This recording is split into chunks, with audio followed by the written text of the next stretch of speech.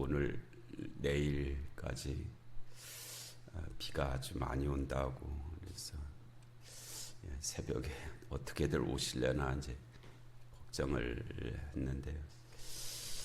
비가 안 오는 거는 아니지만 못 올 만큼 오는 거는 아니었던 것 같아요. 제 기억에 새벽 요 시간, 그러니까 4시서부터 5시, 5시, 우린 5시 반이지만 요 시간에 비가 막 쏟아진 기억은 별로 없어요. 요 시간은 좀 다른 시간에 비는 또 그냥 지나놓고 보면 감사에 해당하는 그런 부분입니다. 요 시간에 비가 막 쏟아지면 나올 엄두가 안 나는데 그래도 지금 하여튼 예보상으로 내일까지 좀 비가 많이 온다니까 좀 잘 각별히 살피셔서 이렇게 하시면 좋겠습니다. 어제 버려진 후에 이 말씀 들어가질 못했었는데 석 달 동안 모세를 이제 숨겨서 이불을 뒤집어 씌워놓고 아기 울음소리가 못 나가게 막 애를 썼겠죠. 하다가 더 이상 안 되겠다 싶어서 이제 그 요게벳 그의 어머니가 아마도 이 아이를 살릴 방법이 뭘까라고 생각하다가 이 아이가 히브리인으로는 못 산다. 히브리 남자아이로는 못 산다. 그러니까는 이 아이를 애굽의 남자아이로 살 길을 열어줘야 되겠다. 이제 그거를 생각을 한 거죠. 또 히브리인들하고 애굽 사람들하고 좀 그렇게 인종적으로 그렇게 크게 다르지 않거든요. 그래서 히브리 남자아이로는 못 사는 상황이니까 애굽의 남자아이로 살 길을 열어줘야 되겠다. 이게 지혜입니다. 이런 생각을 하는 게 이게 하나님께서 주시는 생각이죠. 보통 그냥 한 아이의 어머니로서 집착을 해서 어떻게든지 내가 이 아이를 살려봐야 되겠다고 안고 있고 이리 숨기고 저리 숨기고 해도 그 안 되는 일이잖아요. 안 됐을 일인데 그 놀라운 생각을 주시는 거죠. 놀라운 생각을 이 아이를 히브리 남자아이로는 못 살 상황이니까 그렇다면 애굽의 남자아이로 살게 해줘야 되겠다. 이게 이제 아주 큰 생각이고 감추어진 생각이고 산을 넘는 생각이고 바다를 가르는 생각이고 그렇죠. 나중에 이 모세를 통해서 바다가 갈라지잖아요. 우리 앞에 홍해라고 하는 도저히 건널 수도 없는 어찌할 수 없는 그것이 있었지만은 모세를 통해서 그 바다가 갈라졌던 것처럼 요게벳 앞에 놓여 있는 그 상황도 홍해와 같은 그런 상황이었거든요. 도저히 살릴 수가 없는 그런 상황이었죠. 그런데 거기에 때로는 무리를 걷게도 하시고 때로는 그 물을 가르기도 하시고 하셔서 길을 내시는 그런 은혜가 있었습니다. 그런 역사가 있었어요. 오늘 우리의 삶 가운데도 함께 하실 줄로 믿습니다. 그래서 갈대 상자를 만들잖아요. 갈대 상자. 하나님께서 노아에게 방주를 만들어라. 아크. 방주. 그 방주를 만들 때도 역청을 칠했거든요. 이 방주가 물에 뜨게 하기 위해서, 물이 새지 않기 위해서 역청을 칠해서 큰 방주를 만들었는데, 이번엔 이 갈대 상자는 그때는 이제 나무를 가지고 큰 나무 상자를 만든 거잖아요. 그게 방주인데 배가 아니었습니다. 노아의 홍수 때 그것은 배가 아니고 큰 나무 상자였었죠. 나무 상자를 만든 거예요. 이번에는 갈대로 가지고 상자를 만들었어요. 그래서 갈대 상자라 그랬잖아요. 갈대 상자.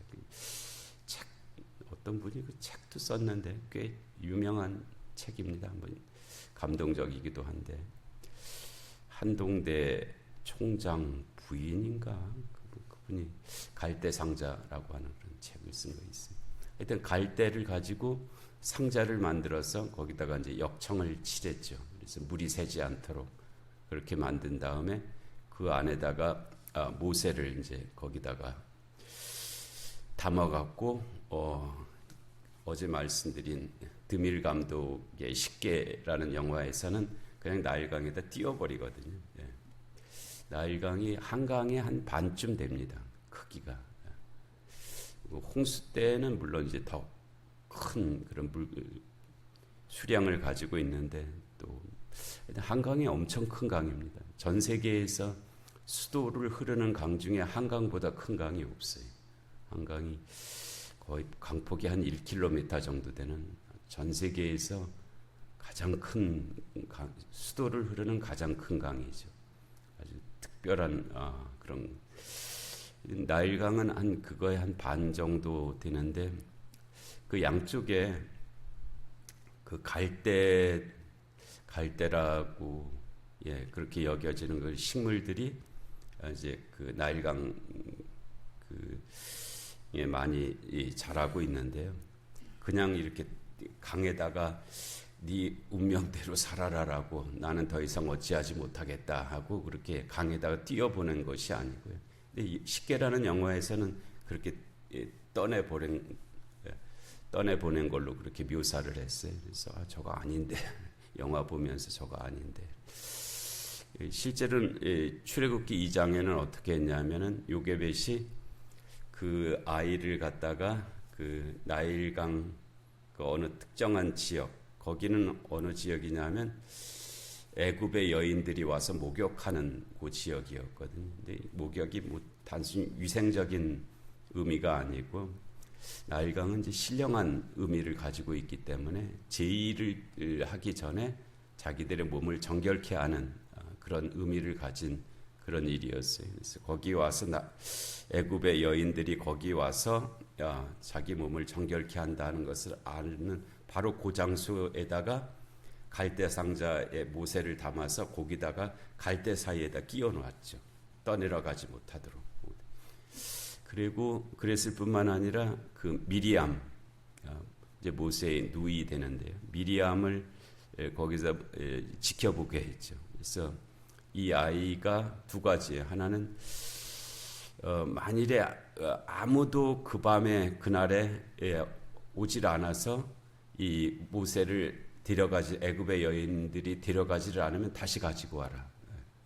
그런 것이 하나였고 또 하나는 만일에 이 아이가 애굽의 여인들에 의해서 발견이 되거든 가서 이러이러하게 얘기를 해라. 이제 그렇게 한 거예요. 미리암이라고 하는 이 히브리어에서 마리아가 나왔습니다.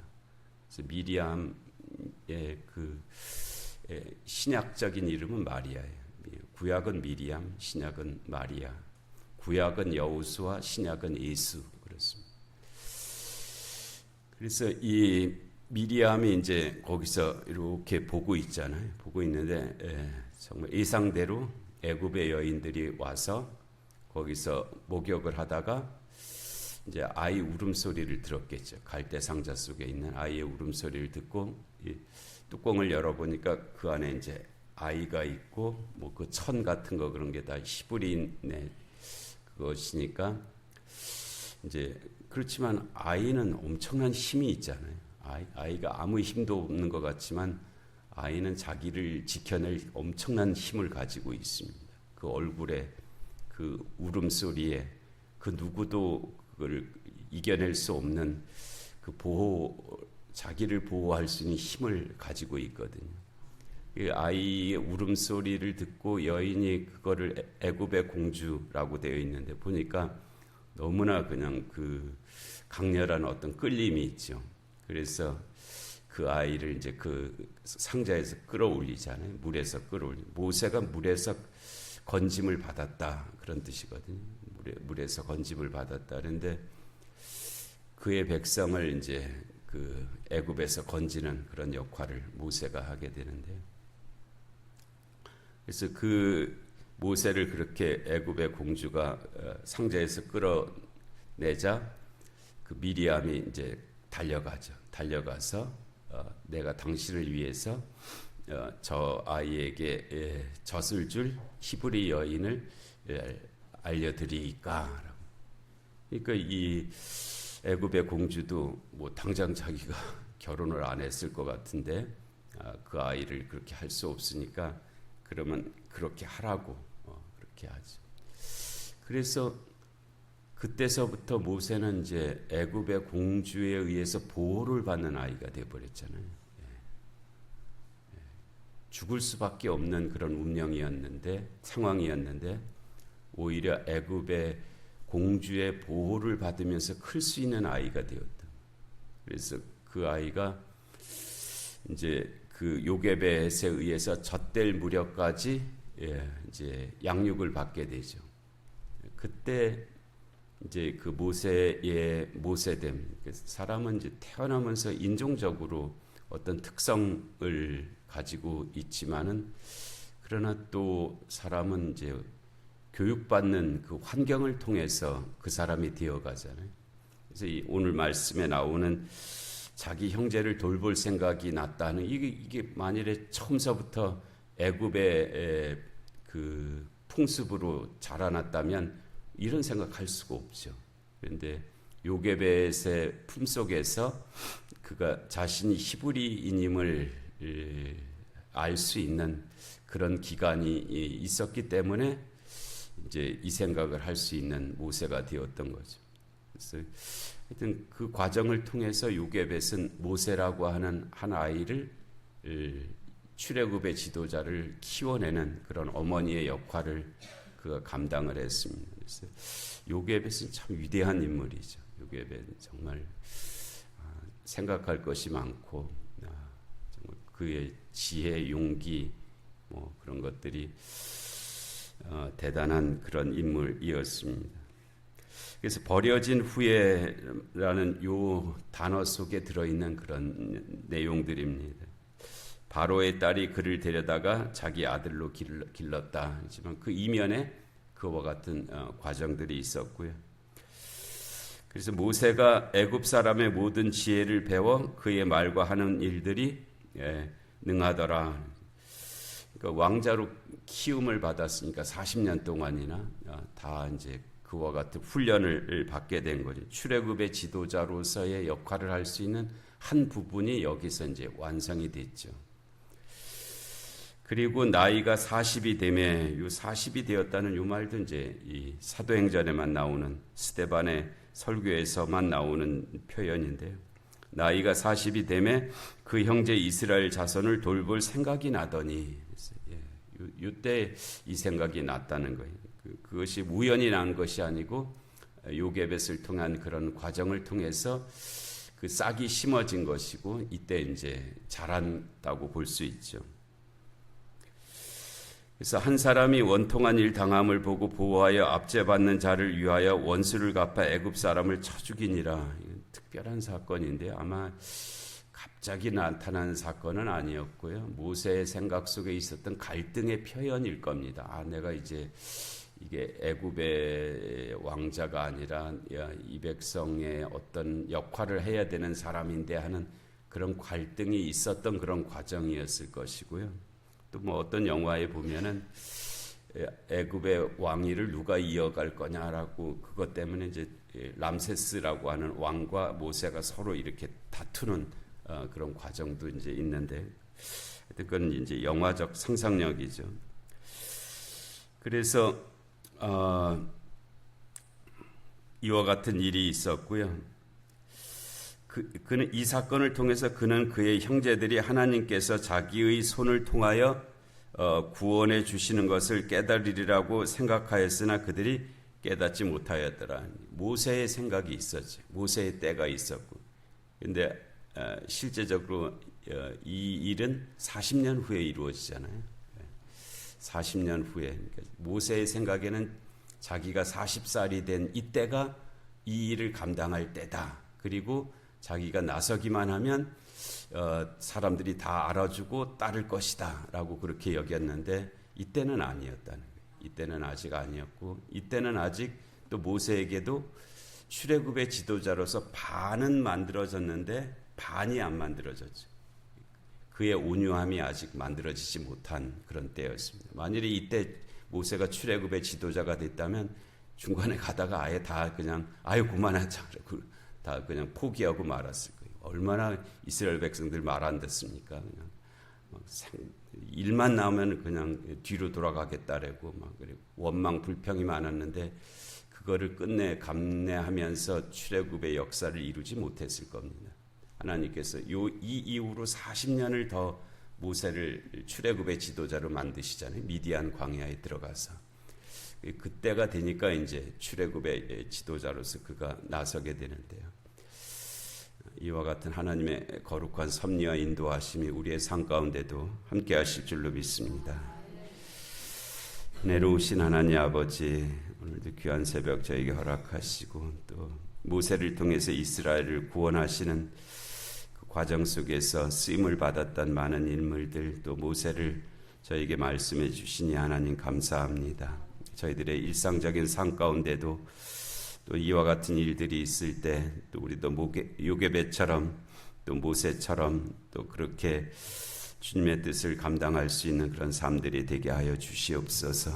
오늘 금요 기도와 또 주일을 준비하는 일과 또 하나님 모든 저희들에게 주신 하루의 삶 가운데도 은총을 베풀어 주옵시고 영육간의 공고한 하나들을 긍휼히 여겨 주옵시고 이 나라 이 민족 가운데 주님의 공의와 정의가 임하셔서 이 말세지 말에 열방을 영육간에 먹여 살릴 수 있는 이 나라 이 민족 한국교회가 되게 하여 주시옵소서.